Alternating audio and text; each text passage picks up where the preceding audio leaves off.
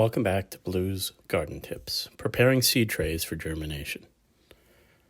It's getting close, and a couple of weeks before I start getting my seed trays ready, and that involves cleaning everything thoroughly. If it's not brand new, and even brand new, I still run it under hot water, but cleaning all of last year's seed trays, all the dirt out, all hot water, just give it a good thorough clean.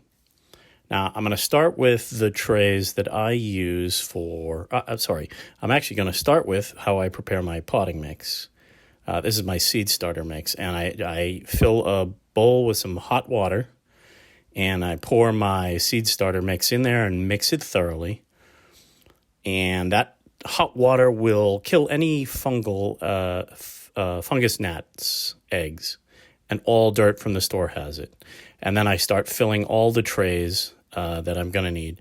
This first one is for my onions. I use these 4x4 trays for my onion.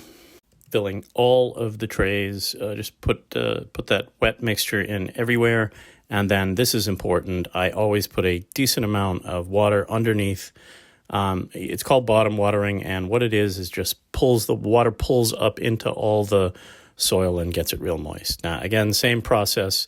This is going to be for my peppers. The first two things I plant are my onions and my peppers, and this is a 72 tray, 1-inch cell, or 72 cell, 1-inch tray. And again, same thing. When it's done, a decent amount of water underneath. It really soaks it in.